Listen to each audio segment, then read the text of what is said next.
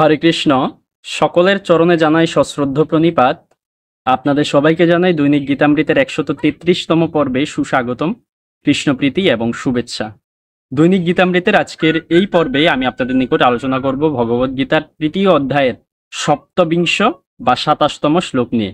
আপনারা সকলে ধৈর্য ও মনোযোগের সহিত সম্পূর্ণ ভিডিওটি শেষ পর্যন্ত দেখুন, সেই সাথে শ্লোকের মাহাত্ম্য ও তাৎপর্য হৃদয়ঙ্গম করার প্রচেষ্টা করুন।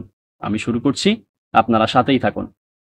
ওম নমো ভগবতে বাসুদেবায়, ওম নমো ভগবতে বাসুদেবায়, ওম নমো ভগবতে বাসুদেবায়।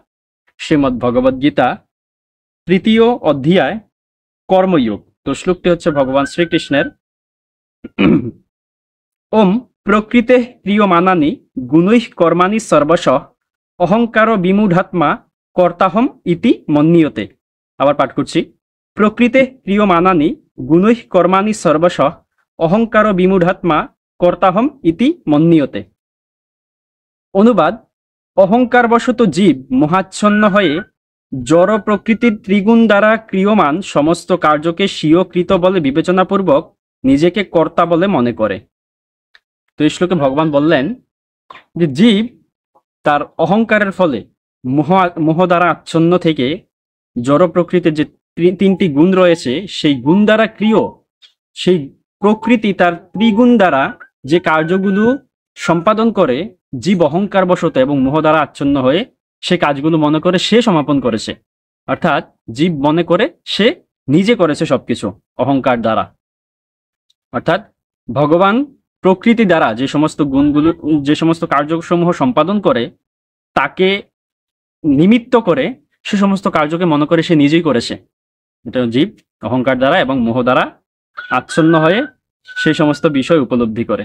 তো এই শ্লোক সম্বন্ধে শ্রীল প্রভুপাদ কি মন্তব্য করছেন সেই বিষয়টা আমরা তাৎপর্য থেকে দেখে নিই। তাৎপর্য: কৃষ্ণ ভাবনাময় ভক্ত ও জড় চেতনা সম্পন্ন বিষয়ী একই স্তরে স্থিত দুর্জনের কর্মকে আপাত দৃষ্টিতে একই পর্যায়ভুক্ত বলে মনে হলেও প্রকৃতপক্ষে তাদের মধ্যে এক অসীম ব্যবধান রয়েছে। জড় চেতনা সম্পন্ন ব্যক্তিটি অহংকারে মত্ত হয়ে নিজেকেই সবকিছুর কর্তা বলে মনে করে। সে জানে না যে তার দেহের অন্তর্গত সবকিছুই জড় প্রকৃতির সৃষ্ট এবং এই প্রকৃতি পরিচালিত হচ্ছে পরমেশ্বর ভগবানেরই নির্দেশ অনুসারে। জড়জাগতিক মানুষ বুঝতে পারে না যে সে সর্বতভাবে শ্রীকৃষ্ণের নিয়ন্ত্রণাধীন। অহংকারের প্রভাবে বিমূঢ় ব্যক্তি স্বয়ং স্বাধীনভাবে কর্ম করার সমস্ত কৃতিত্ব গ্রহণ করতে চায়, আর এটি তার অজ্ঞানতার লক্ষণ। সে জানে না যে এই স্থূল ও সূক্ষ্ম দেহটি পরমেশ্বর ভগবানের নির্দেশে জড় প্রকৃতির সৃষ্টি এবং সেই জন্যই কৃষ্ণ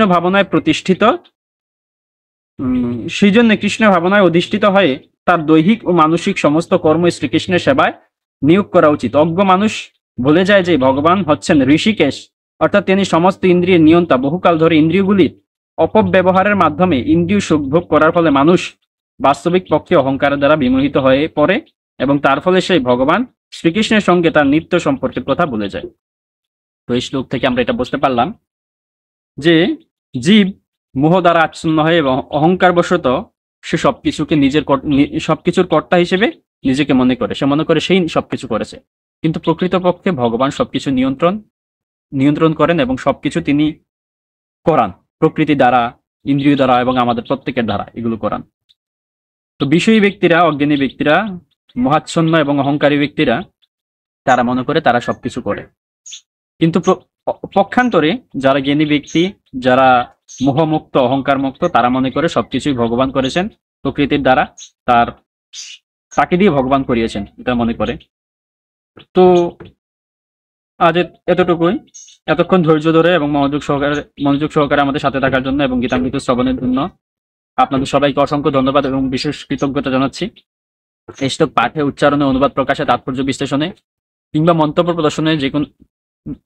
প্রদর্শন সহ যে কোনো কিছুতে কোনো রকম ভুল ত্রুটি থেকে থাকলে আপনারা সেটা ক্ষমা সুন্দর দৃষ্টিতে দেখবেন। আপনাদের সহিত দেখা হবে পরবর্তী পর্বে, পরবর্তী ভিডিওতে, পরবর্তী শ্লোকের পর্যালোচনায়, পরবর্তী দিবসে। ততক্ষণ সকলে ভালো থাকুন, সুস্থ থাকুন, আমাদের সাথেই থাকুন। হরে কৃষ্ণ।